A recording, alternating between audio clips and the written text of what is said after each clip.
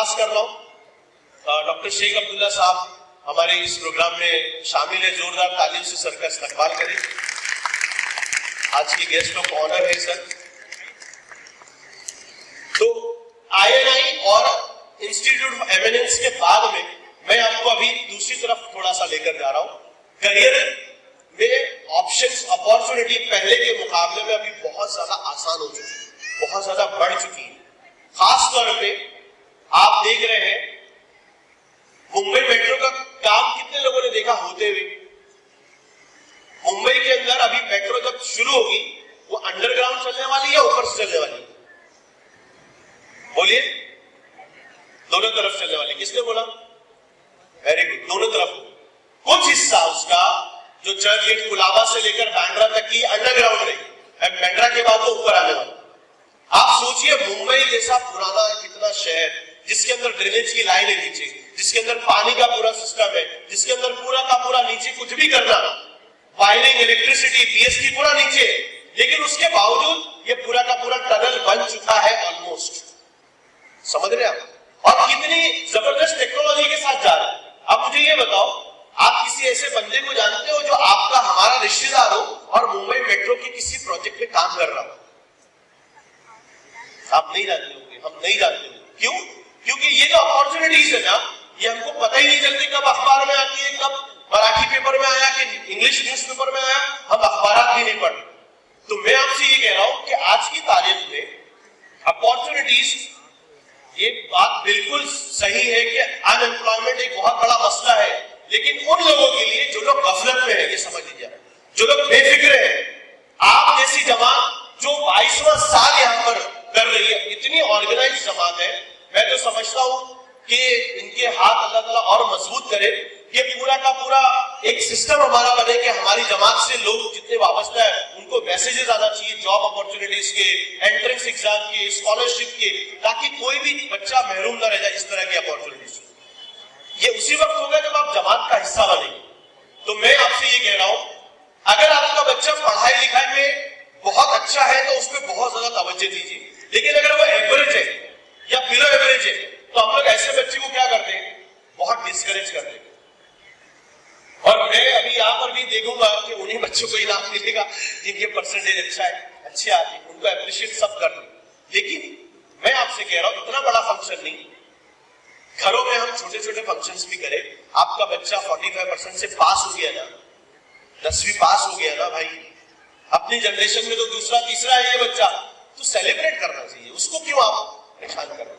और आज की तारीख में सिर्फ 95% लाने वाले के लिए जॉब अपॉर्चुनिटी है ऐसा नहीं। मैं कई अपने स्कूल के ऐसे बच्चों को ही फॉलो करता हूं अब्दुल्ला सर, जो 45, 55, 50% लाते। और अल्हम्दुलिल्लाह अभी आज मेरी स्कूल में 2 लड़के आए थे, बहुत शर्मा के आए थे वो बेचारे, बहुत दूर से देख रहे थे कि सर से मिलूं नहीं मिलूं। वो दोनों के दोनों बच्चे इसलिए नहीं आ रहे थे मुझसे मिलने क्योंकि स्कूल के वक्त में मैंने कभी उनको मारा, तो बेचारे शर्मा रहे थे। और आज वो IT इंडस्ट्री में एक बच्चा दुबई के अंदर है, आपको पता है उसका परसेंटेज 10वीं में कितना था? 46% था उसका, और आज दुबई के अंदर IT कंपनी के अंदर। उसी तरह से 55 वाला कहां पर है? हमारा एक स्टूडेंट 56, 57%। आप उस बच्चे की कारीगरी देखना चाहते हैं तो बांद्रा स्टेशन पर जाइए। बांद्रा स्टेशन पे अभी फिल्म जो रौनक है ना उस बिल्डिंग के अंदर, गवर्नमेंट की वो बिल्डिंग के अंदर, उसकी पूरी लाइट कंसल्टेंट वो लड़की की कंपनी ने किया, उसके मातहती में किया। 45, 55% लाने वाले बच्चों के लिए भी अपॉर्चुनिटी है। तो ऐसा नहीं है कि खाली मार्क्स होगा कोई, तो ये बदलते समय के अंदर बहुत सारे ऐसे कोर्सेज है जिसके लिए आपको किसी इंस्टीट्यूट, किसी स्कूल और कॉलेज में जाने की जरूरत नहीं है।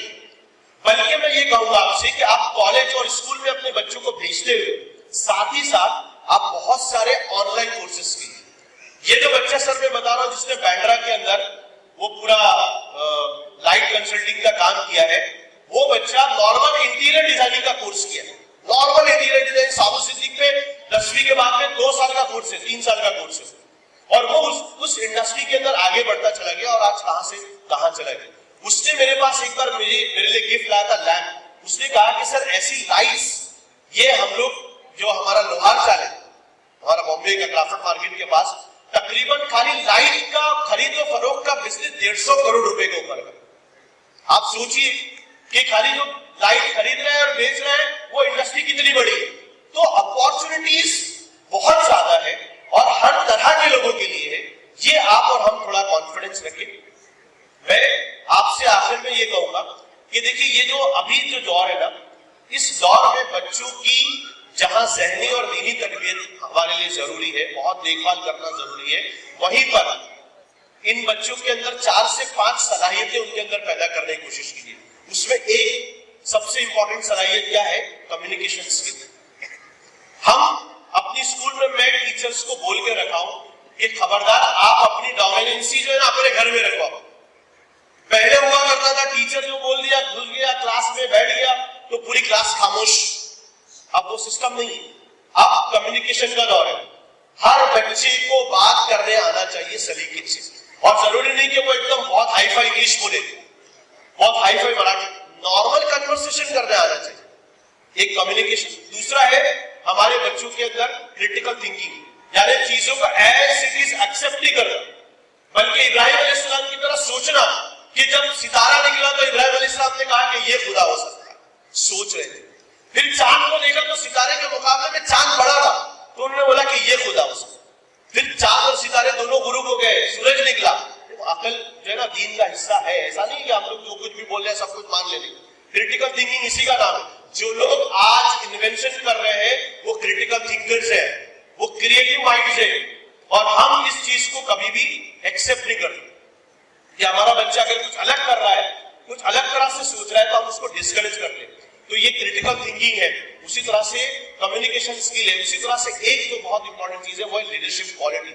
हम अपने बच्चों के अंदर जो है वो कायदाना सलाहियत पैदा करें, और उनके छोटे छोटे मौके हमारे घरों में, मोहल्लों में, या समाजी जैसे महफिल है, आज का ये प्रोग्राम है, कोई हमारी बहन है यहाँ पर वो पूरा ऑर्गेनाइज कर रही है, कंपेयरिंग कर रही है, बहुत सारे बच्चे बैक स्टेज में काम कर रहे हैं। हमारे बच्चे जब इस तरह के प्रोग्राम में आएंगे उनके अंदर लीडरशिप क्वालिटी आएगी। उसी तरह से एक आखिरी चीज जो है ना वो है इमोशनल इंटेलिजेंस।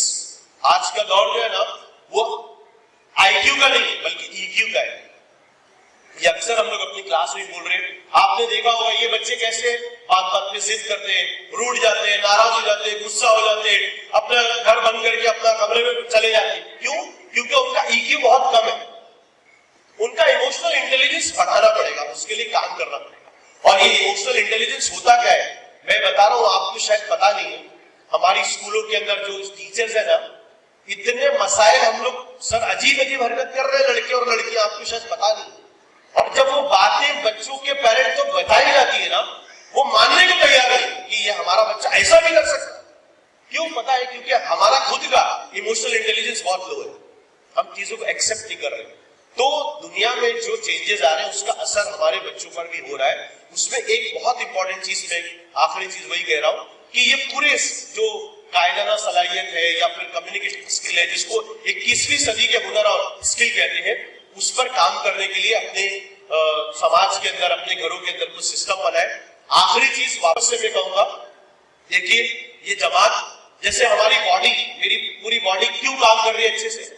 क्योंकि मेरा डाइजेस्टिव सिस्टम अच्छा काम कर रहा है, मेरा नर्वस सिस्टम अच्छा काम कर रहा है, मेरा सांस लेने का निजाम बहुत अच्छा काम कर रहा है, उसका सब ऑर्गन अच्छा होगा तभी ये सिस्टम चल रहा है। हम दुनिया भर की फिक्र ना करें। हमने अपना रिश्ता इस दक्कनी मोमिन जमात से जोड़ा या नहीं, पहले बताइए आप, जोड़ा है नहीं जोड़ा है? कितने लोग हाथ उठाइए जरा जो दक्कनी मोमिन जमात से जुड़ना चाहते हैं या जुड़े हुए हैं दिल से। अब आप जो है ना इस जमात को एकदम मजबूत करने की कोशिश करो।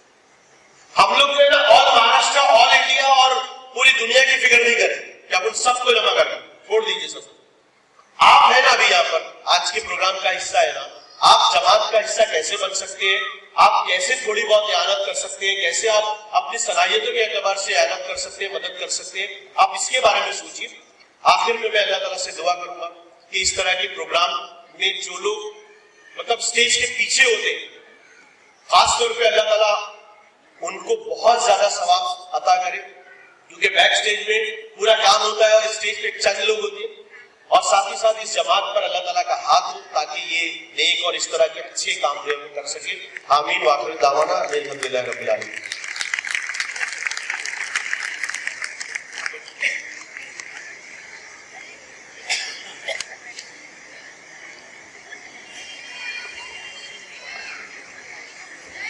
बहुत बहुत शुक्रिया सर, बड़ी पुरमौसर बातें पेश की आपने और मैं उम्मीद करती हूँ कि आप तमाम अमल पैरा होंगे इस बात पर। शब्बीर मोमिन साहब और एडवोकेट इरफान मोमिन सर,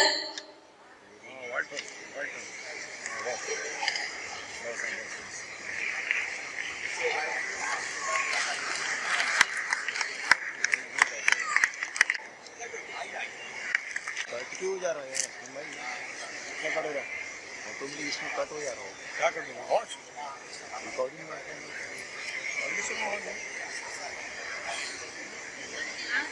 झटके कितने ले रहा है एकदम।